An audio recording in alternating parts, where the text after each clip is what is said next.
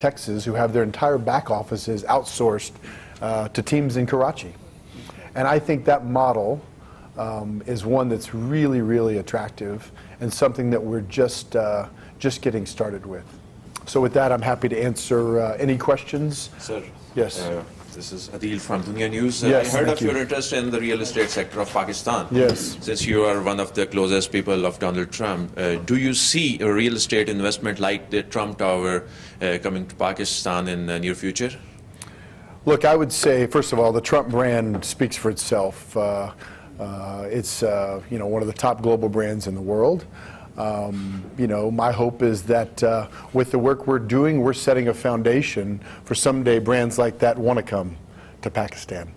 I don't believe there's any commitment today, but I would hope that with what we're doing and the close alignment of our two countries, that someday that could become a reality.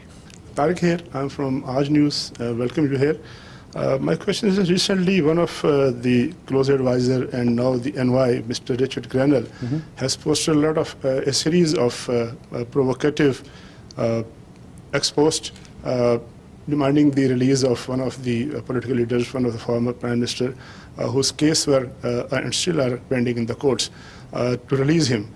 Don't you think that, and then later on he deleted all those posts, don't you think that this is a clear intervention in our judicial system, and how you view this? First off, I think Rick Grenell is one of the finest people I've ever met.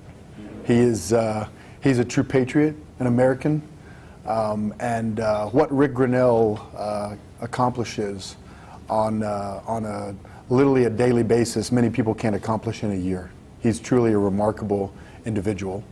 I would say, as it relates to that issue, look, I think he may have been misled. I also would tell you, he personally told me there are a number of deep fake AI presentations on the internet that have been made out there about that it actually is not true or real at all. So he's been disappointed, but I think Mr. Grenell, Ambassador Grenell, has a very clear, defined view, and I think he supports everything we're doing in Pakistan. This is Suhail Iqbal Bhatti, editor North GTV News. Mr. Jani, you were the director of finance of Donald Trump's presidential campaign in 2016. Yes. It shows that you are very close to him. My question is, are you going to take any important role in current government? In 2016, I had the blessing of serving President Trump. I was along with Tommy Hicks, I was the finance co-chairman for the campaign, and it was an incredible, life-changing experience for me.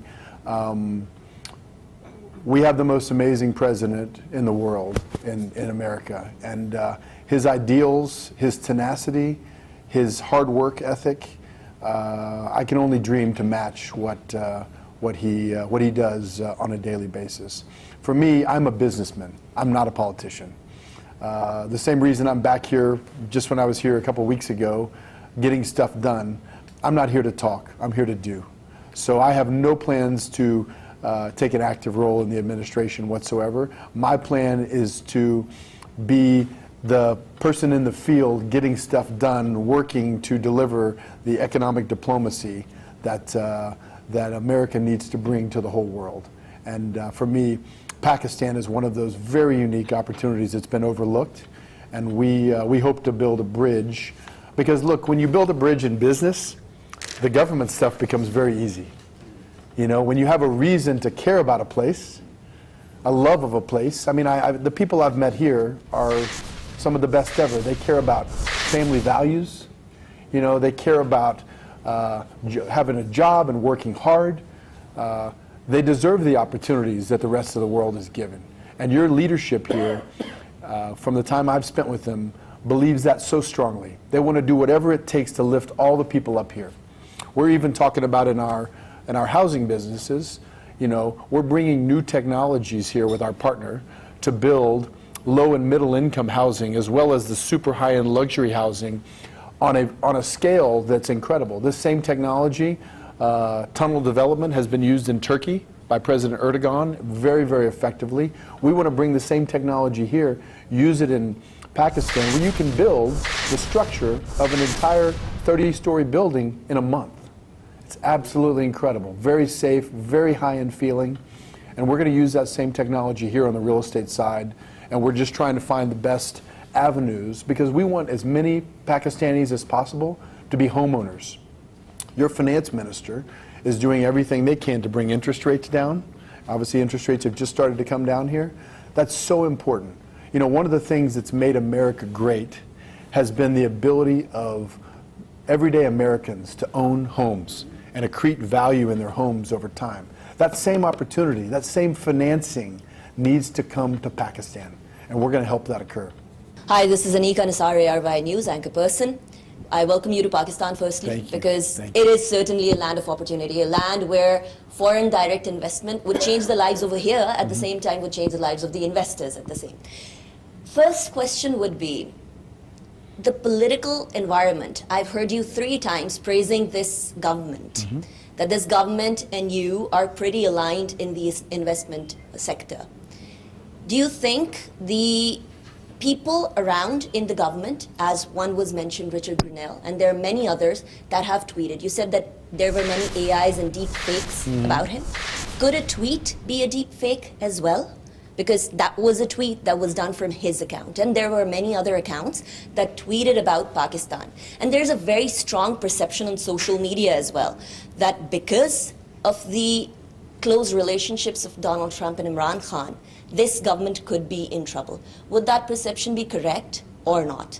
Secondly, you've been here a week ago, I've been told. Have you decided where you need to invest? Because there have been a lot of foreigners that have come to Pakistan, but mere MOUs will not lead us to the investment. When and how is the investment going to be materialized? As it relates to tweets on Rick Grenell's account, I'm not going to, I believe Ambassador Grenell probably has a better understanding today than he did previously of the current situations here. I don't know Imran Khan or all the issues that existed in the past, but I've seen no evidence that our administration in the U.S. has anything but respect for the leadership here, period. You know, with some of my own research that I've done, you know, I think there were a lot of issues with that former prime minister, but again, that's not what I'm here to talk about. As it relates to investment, yes, we have several active ideas on where to invest. In real estate, you will see, I believe, agreements in the next 10 days signed by us, moving forward with several real estate projects, not just MOUs. Like you, an MOU is just a starting place. We had to kind of define what the parameters of the investment were, and now we're running hard on that. So we have a great team. Frankly, they've been burning the midnight oil every day. I think they barely have slept, working on plans, developments, infrastructure that's needed. And I think within the next 2 weeks, I've told them agreements better be signed. So that's very important. Real estate's going to be our first place of investment. It's going to be significant real estate investment. We are going to launch, you know, among a few different areas, we're going to launch some incredible products. Maybe you're even interested in it yourself. We're going to have some beautiful villas that we build here in Islamabad. And it's going to be, ultimately we're going to do more than 1,000 of those, but we're going to start with a couple hundred quickly. And these are going to be super high-end luxury branded products. So we have a number of brands that really want to come to Pakistan. And so we're very excited to build the highest end product that's ever been built in Pakistan. And we're going to get after that quickly. Number 2 is critical minerals. In this country, you have critical minerals intertwined with gold and platinum and other metals. We have several locations and diligence that we're working on right now. We're bringing in the teams as we speak to evaluate those. I believe that we will have one of those signed, agreed to, and funding in the next 2 weeks. So real estate and critical minerals, for us, you know, the U.S. has some real supply chain issues. We have outsourced our supply chain as it relates to critical and rare earths to China, and that's over, okay? We don't have many enemies in the world, but China is a place that's becoming more difficult for us, for sure. And I would tell you that we are going to take this into our own hands, and we are going to go out and get the critical minerals that America and American businesses need. The materials and magnets and defense-related things and the things that we need for batteries, those are going to be things that we control in our hands with close allies. I view Pakistan as one of those close allies that we need to assist us. You're blessed with having a huge amount of critical rare earths here. I believe there's an excess of $50 trillion of rare earths here in this country. A lot of work needs to be done. We're going to be bringing in shortly, and I was working on this yesterday, teams of people to evaluate and shoot magnetics, fly magnetics over the country to really understand what that looks like, so that we can evaluate it and quickly get after it. We have a couple smaller, mid-sized projects that we're going to be developing right away, that we're going to get after, that literally in the next month we'll be ordering machinery for. So to say we're going to let any grass grow, we will not do that. We will get after it quickly. Those are the first two. The oil and gas sector, I think, is also a very underappreciated area here. You have reasonably high gas prices and global oil prices. I think that I have a lot of experience in the energy sector. I've been in that sector my entire life, grew up in the business. And so for us, that's a very interesting area. We're going to be bringing our teams in the next month to also evaluate that. I think one of the beautiful things that Pakistan has is they have an incredible natural gas infrastructure already in place because of some of your big fields and some of the previous finds from Exxon and others. You have the infrastructure. You never go to a developing country where the infrastructure is already in place. You just have to supply the gas. That is a huge opportunity. Usually you're finding gas in a remote location. You have to take a long time to build infrastructure out. We don't have that issue in Pakistan. We can tie our wells in very, very quickly. We can bring Western U.S. technology in drilling, okay, and develop things very, very quickly. So I think it's a huge opportunity, and our plan is not to do everything ourselves, but also we see ourselves as the first one through the door. Then we're going to be bringing lots of Western companies here. That's our goal.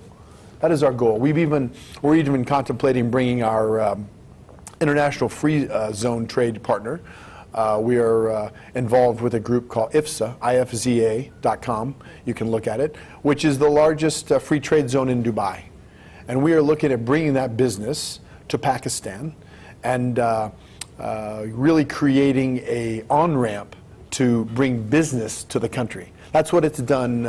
In Dubai, there's more than our IFZA opportunity is bigger than all the other free trade zones combined. It's got over 50,000 customers. Think if you go to those 50,000 customers and you say, hey guys, you can now come to Pakistan.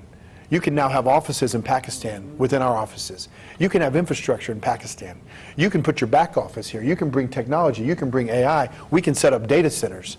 It's an unlimited opportunity to harness. It's sitting there in front of us. We have to have the right political environment. We have to have the right partnerships. And I believe we see that opportunity here. So we couldn't be more excited. Hopefully that answers your question. Amir Ilyas from Express News. Wonderful. You just tell that Biden administration was disgraceful for Pakistan. Yes. And our leadership is very wonderful. How you see Trump administration will go with our leadership and with your investment plans? Well, whenever investment comes in, President Trump is first and foremost a businessman. He gets business. He's a transactional president. If U.S. interests and Western interests are aligned here and working hard and investing in the country, I see a real reason for the U.S. to get behind that. I think the mindset of your leadership and the mindset of President Trump are very similar. I think the opportunities between our two countries, from a business perspective, which is what I'm focused on, I'm not a political person. I'm going to leave politics to other people. But politics and business do mix from the perspective of having some support that's very, very key.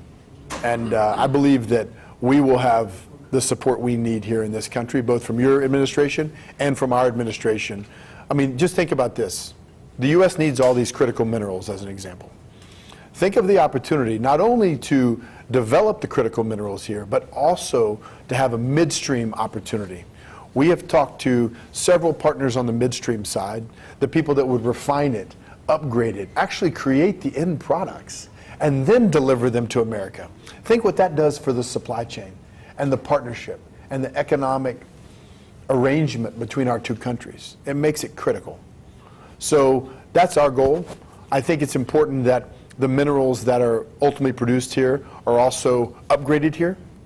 You know, you're going to see Western interests, and U.S. interests in particular, move into a position of control and very active involvement for the first time in a long, long time. You know, I looked at getting very involved in the critical mineral space years ago, after the first Trump was elected, and it just wasn't the right time. But now is the right time.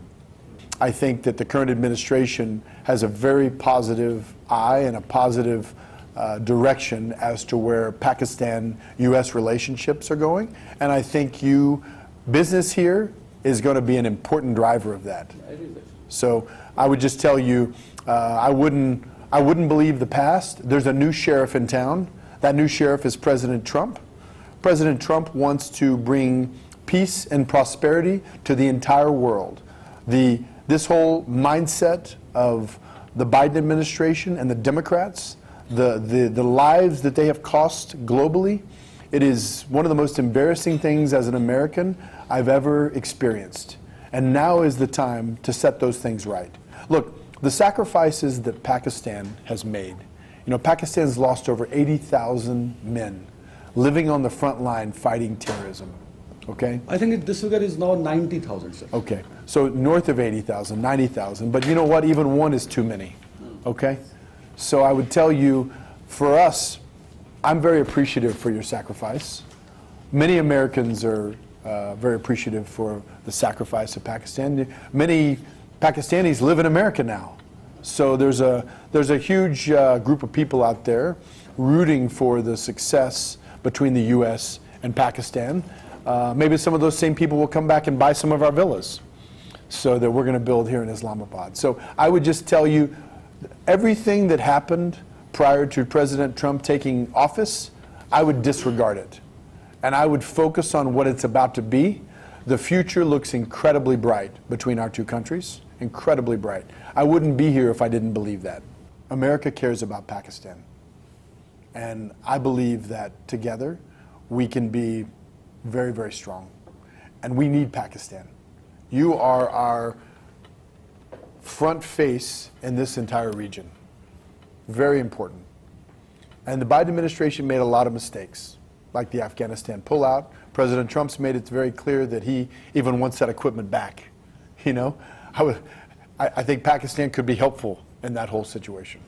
So I would just tell you, for us, we believe that it's time to do business in Pakistan. We believe that both administrations will work together to make it a good business environment so we can all make money together and create opportunity together. And Pakistan has something that America needs, and America has something that Pakistan needs. That's a wonderful situation for us to both be in. And I'm extremely impressed. If I have one job to do, unrelated to business, it's to cure the misperceptions that exist in America about Pakistan. If you showed somebody the opportunity of Pakistan and it didn't have the name Pakistan on it, you'd have thousands of U.S. companies raising their hand trying to come there and do business there. But there's misperceptions, and they have to be healed. And my job is not to get involved in politics, but to rather bring economic opportunities, because we need to have an ocean that rises and lifts all the boats, you know, creates jobs, trains people. Thank you, sir. This is Javed Baloch. I'm a journalist from Neo News. I would like to ask you that you are going to invest in Pakistan. Yes. Do you think it's a stable Pakistan, and how important is stability for the investment, and do you think it's a good time to invest here?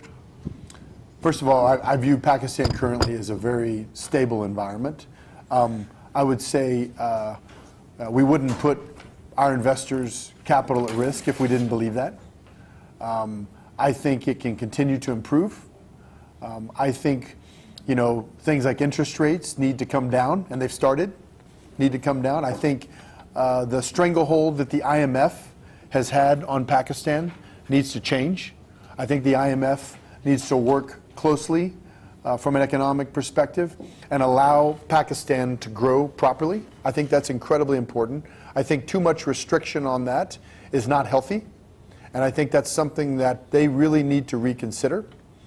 It's very important because those limiting factors. Look, when President Trump comes into office in America, he cuts taxes, he reduces the overhead and the burden, he cuts government waste and spending, and guess what? Things grow. The Treasury ends up having more money because of economic prosperity. That's the same thing that needs to occur in Pakistan.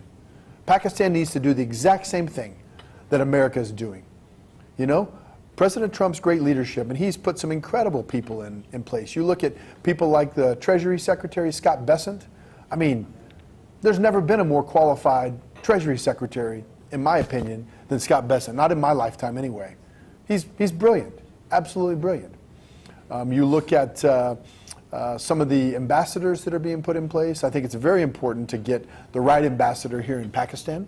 That's something that is really critical, and we need a business person. We don't need a bureaucrat.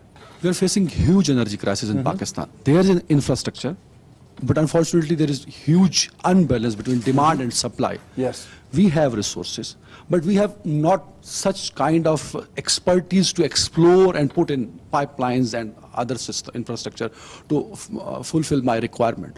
And because of the energy, my economic structure is collapsed, almost collapsed. What are the plans and what America can invest in energy sector of Pakistan? And my second question is about AI, DeepSeek and co-pilot type things. We have huge human resource who can work on this. Yes. And they are seeking for job, but there is no opportunity in Pakistan because of. Let's talk about that. And energy plays an important part in that. Both, please, on both. Yeah, well, I'll be happy to go into both of them. So, look, I've been in the energy sector my entire career. I grew up in the oil and gas business in Texas. I have a lot of experience. My family was involved early on in the Gulf of, what you're now calling the Gulf of America. It used to be the Gulf of Mexico, but we've rewritten it. Thankfully to President Trump, he's 100% correct. So in the Gulf of America, we were early adopters of drilling wells off of 3D seismic, okay? That is what made the percentage of success in the Gulf of America so high. In those kind of wells, you should have north of a 80% success rate. Okay? Because, and technology's only dramatically improved since then. When 3D seismic came to the Gulf of America, it changed the whole environment. We have that opportunity now in Pakistan. You have a huge area right offshore that's completely undeveloped and underexplored. With 3D evaluation and reprocessing on top of that, I believe there's huge gas reserves and huge potential here. There's also some onshore that are deeper. We have the expertise to do that, absolutely. As I mentioned earlier in my speech, oil and gas is going to be something that we absolutely dig into. I have a team coming here in the next month to begin evaluation on that. So very exciting from that. And look, cheap energy, America has benefited from cheap energy, okay? It's American engineers know how to get stuff done, all right?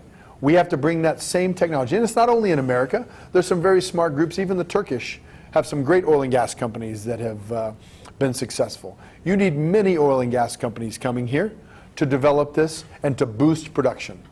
Currently in this country, there's a benefit of drilling shale gas, okay? We invented shale gas in America, okay? The shale gas revolution in America started with the Barnett Shale right out my back door outside of Dallas, okay? I grew up in that play. So I would tell you, right now there's a big premium placed on shale gas and a 40% premium. I think in the next 5 years, you won't even need to pay a premium for the shale gas because the economics will just work. So I think there's a huge opportunity to develop both oil and gas resources here. It should have been done already, but I'm glad it hasn't been, because it's a huge opportunity for us. We have the equipment to do it. We have the manpower. We would also use a tremendous amount of local labor in terms of doing those things, retraining people. And it's something we're going to evaluate and be very public about shortly. So that's it. Going back to AI, I've been an investor in the AI and technology space for a long time. I can't really comment too much about DeepSeek. I know some of the things that have gone on and some of the issues and all these things. But I would tell you, if you have cheap energy and you build an infrastructure of data centers, now you have an environment where you can do things that are incredible. For example, we're involved with a company, direct gaming company called Boosteroid. Okay, Boosteroid is one of the top direct to consumer gaming companies in the world. Okay, number 3. And Boosteroid, it's very important not to have latency between the data center and the player. So now you don't need a PlayStation anymore. You play games directly from the data center. It's absolutely incredible. We've been involved with this company for some time, and it's a huge opportunity. But you can't do that in Pakistan if you don't have the right data center. And you can't have the data centers if you don't have the appropriate power. We need smart entrepreneurs to bring platforms, to train people, to hire people, and to build huge opportunities as it relates to the human. You have the human capital here is the most undeveloped in the world relative to how talented they are. That needs to change. I know you had one more. Yeah, can I? Sure. Sir, you are planning to invest Pakistan. Pakistan is the agriculture country. I'm sorry? Agriculture country, yes, Pakistan. Yes. We have 1,000 acres land in Pakistan. Do you have any plan to invest in agriculture and livestock or tourism also? So I'm getting after it as fast as I can here, guys. We've got teams executing and moving forward. Our partners have tremendous agriculture experience. We've done some things in the agriculture space. I would say it's definitely a sector we should look at. I'm not an expert on Pakistan agriculture yet, but look, we're open to all types of different areas. All of these things build on each other. I will not be surprised if we're not a very, very, very significant job creator in the next 12 to 18 months in Pakistan. Things are important to me, and the people of Pakistan are warm, friendly. They've been incredibly inviting. I've been really surprised by it, pleasantly surprised, and so we're excited to really improve. Bring capital significant. We plan on bringing billions of dollars here of investment. And this isn't long-term, now, very soon. With that, you'll see, look, people are as good as their word. I told them I'd be back quickly. We'd have a plan. Now we're executing. Shortly, we'll have agreements signed. And at that point, you'll see us go to work. And look, we're very appreciative for opportunities or leads. If you think there's something we should be looking at, if you think there's smart people we should get involved with, we have a high capacity and a big team to work here. अमरीकी अरबपति सरमायाकारों के वफ्द की इस्लामाबाद में सहाफ़ियों से गुफ्तगू। उन्होंने कहा कि पाकिस्तान में मुख्तलिफ शोबों में सरमायाकारी के वसी मौक़े मौजूद हैं। पाक अमरीका ताल्लुकात दहाइयों पर मुहीत हैं। हमें गलतफहमियाँ दूर करने की ज़रूरत है। गुज़श्ता 4 सालों में ट्रंप के दौर में जो पाकिस्तान के साथ हुआ वो सही नहीं था, लेकिन अब इन ताल्लुकात को बेहतर करने की ज़रूरत है। हम पाकिस्तान में मादनियात, तवानाई और रियल स्टेट में काम करना चाहते हैं।